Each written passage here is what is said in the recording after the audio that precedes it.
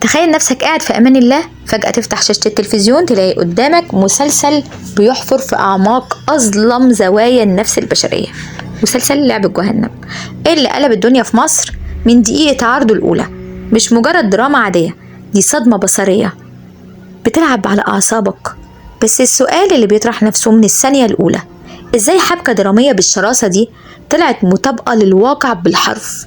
ايه السر اللي مخلي مصر كلها بتسأل أسئلة مرعبة عن الكواليس الحقيقية ورا جريمة شبرا الخيمة اللي هزت الرأي العام؟ تعال نفتح ملفات السر ونكشف طلاسم لعبة جهنم ونعرف الحكاية من جذورها، من أوراق التحقيقات لغاية شاشات العرض. من أول مشهد في لعبة جهنم الكاميرا مش بتديك فرصة تاخد نفسك. محمد فراج بيظهر بملامح هادية بشكل مرعب، نظرة عين فيها ثقة رهيبة.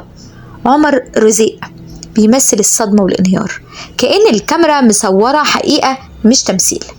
الحكاية بتبدأ من شاشة سوداء، قعدة محادثة مشفرة على اللي معروف بالدارك ويب أو الإنترنت المظلم. لكن هل سألت في يوم إزاي شخص ممكن يبيع طفل بريء لمجرد إنه يثبت السيطرة أو لجنون الشهرة الافتراضية؟ هنا بقى السؤال.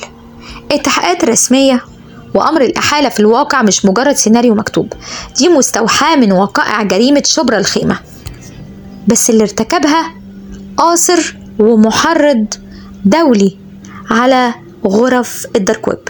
في المسلسل المخرج مش بيعتمد على مشاهد دم صريحة، بالعكس بيعتمد على الرعب النفسي السردي، بيلعب على إيقاع بطء متعمد، سلو موشن بيحرقك بالبطيء كده. كل جملة هي لغز جديد، كل نظرة ما بين فراج ورزيق بتفتح باب أسئلة خطيرة. هل الجاني الحقيقي هو الإنسان اللي مسك السكينة، ولا العقل المدبر اللي قاعد ورا الشاشة وبيحرك خيوط اللعبة زي العرايس؟ عشان نفهم المسلسل صح لازم نرجع لأصل الحكاية. جريمة شبرا الخيمة اللي شغلت مصر كلها، بحسب أوراق التحقيقات الرسمية الواقعة ما كانتش مجرد جريمة قتل تقليدية، كانت لعبة شيطان منظمة. طفل لا حول ليه ولا قوة استدرجوه بحيلة بسيطة جدا، وفجأة لقى نفسه جوه كابوس حقيقي انتهى بانتهاء حياته. الجناة ما كانش تربطهم بالضحية أي عداوة شخصية، ده طفل. القتل تم تنفيذه حصريا لصالح شبكة خارجية على الدارك ويب مقابل أموال هائلة هتدفع بالعملات الرقمية البيتكوين.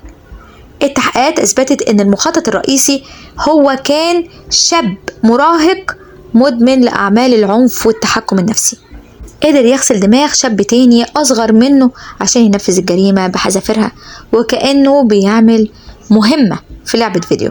وبالذات ده اللي حصل في الربط العبقري بين الواقع والمسلسل. مسلسل لعبة جهنم ما نقلتش الجريمة كخبر صحفي، لا دي دخلت جوه عقل الجني، وريك ازاي الانسان ممكن يتجرد من كل مشاعره الانسانية ويتحول لآلة قتل لمجرد انه شايف نفسه جوه لعبة اونلاين وفيها فلوس. الاسئلة اللي بتطرحها احداث المسلسل بتخليك تقف مع نفسك وتسأل، هل ولادنا في خطر حقيقي من الالعاب والمنصات الخفية دي؟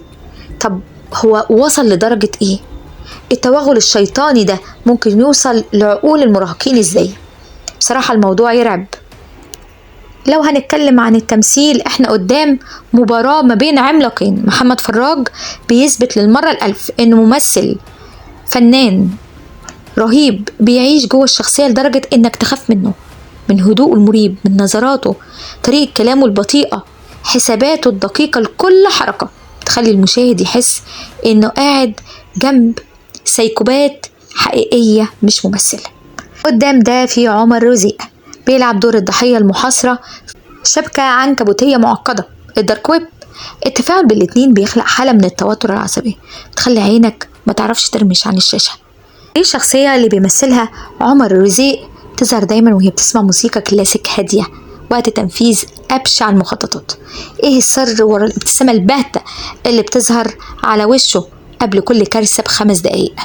التفاصيل دي هي اللي بتعمل الفرق ما بين مسلسل عادي وبين عمل درامي بيكسر الدنيا وبيتكلم عنه الشارع المصري. الإخراج اعتمد على زوايا تصوير ضيقة، إضاءة خافتة، العزلة النفسية، وصوت همس ورا في الخلفية يزود إحساس المشاهد بأنه متراقب طول الوقت. طب المفاجأة اللي صدمت الجمهور ومش هيحبوها إنها تفوتهم، إن مسلسل لعبة جهنم مش مسلسل تقليدي بحلقات متصلة لنهاية واحدة، هو عمل بيعتمد على نظام الحكايات القصيرة المنفصلة والمتصلة. يعني إيه؟ يعني القصة دي مرتبطة بجريمة شبرا الخيمة واللعبة الرقمية، هو موسم أول، حكاية أولى في سلسلة قضايا هزت الرأي العام في مصر والوطن العربي. إيه بقى الجرائم اللي هتيجي بعد كده وهتتمثل في القصص في حلقات جاية؟ هل هنشوف قضايا نصب مثلا إلكتروني كبيرة، ولا جرائم قتل غامضة من ملفات محاكم الجنايات الحديثة؟ مين هم الممثلين اللي هيكونوا بعد كده في المسلسل؟ هل هيكونوا نجوم كبار؟ الضيوف اللي هيشاركوا في الحكايات الجديدة هيحافظوا على نفس مستوى الإثارة والنفسية المعقدة دي اللي شفناها في لعبة جهنم واللي عمله محمد فراج وعمر رزق؟ في مصادر مقربة من صناع العمل بتقول إن الحكايات الجاية هتتناول قصص حقيقية هيستلهموها من ملفات التحقيقات والنيابة العامة، بس طبعا طقم الممثلين هيتغير بالكامل، كل قصة جديدة هيكون فيها ممثلين جداد، لكن مع الاحتفاظ بروح التشويق والتحقيق واللي بيخلي المسلسل يولع نار من أول دقيقة. في النهاية مسلسل لعبة جهنم قدر يعمل معادلة صعبة جدا، جمع بين رعب الواقع وعبقرية الإخراج النفسي في أداء تمثيلي رهيب من محمد فراج وعمر رزق، قدر يخلينا نبص الموبايلات والشاشات بنظرة شك ورعب، يثبت إن أكتر أنواع الرعب مش اللي بيطلع علينا من الأفلام الخيالية، بالعكس اللي بقى بيحصل في الشارع جنبنا وورا شاشات الموبايلات اللي ممكن نستخدمها كل يوم. السؤال الأخير اللي هسيبه ليك تفكر فيه وتقولي إيه رأيك في التعليقات. لو طلبت منك لعبة بسيطة على الإنترنت مقابل مبلغ يغير حياتك بس التمن هو حياة شخص تاني، هل هتقفل الشاشة فورا ولا الفضول هياكلك وتدوس دخول وتتابع معاهم؟ هل لو اتحطيت في نفس الظروف النفسية اللي اتحط فيها فراج هل انت هتمشي في نفس السكة تفتكر؟ وكله عشان الفلوس؟ انا عن نفسي ما فكرش فيها ولا حتى يجي في بالي ان انا اقرب من حاجة زي كده. الموضوع مرعب لدرجة الموت، فعلا لدرجة الموت، لان اللي راح فيها ضحية طفل بريء، حرقة قلب والده ووالدته عليه وهو انتهت حياته قبل ما تبدأ، مسكين، مشكلته انه آمن لإنسان ما كانش ينفع يأمن له. الواحد دلوقتي مبقاش عارف يدي الأمان لمين، الناس بقت مرعبة، اللي بتخبيه أكتر من اللي بتظهره، لكن ربنا يستر علينا وعلى أولادنا ويحميهم من شر بيظهر من ورا شاشات ومن ورا ناس محدش يتوقع ان يطلع منهم الشر. استنونا في حلقة جديدة واعملوا لايك للفيديو واشتركوا معانا في القناة، وقول لنا ايه رأيك في المسلسل، شفته ولا لسه؟ اكتب لنا في التعليقات لو شفته ايه رأيك فيه، ولو لسه ما شفتوش هل هتتفرج عليه؟ مستنية رأيكم في التعليقات وردود أفعالكم على المسلسل. السلام عليكم.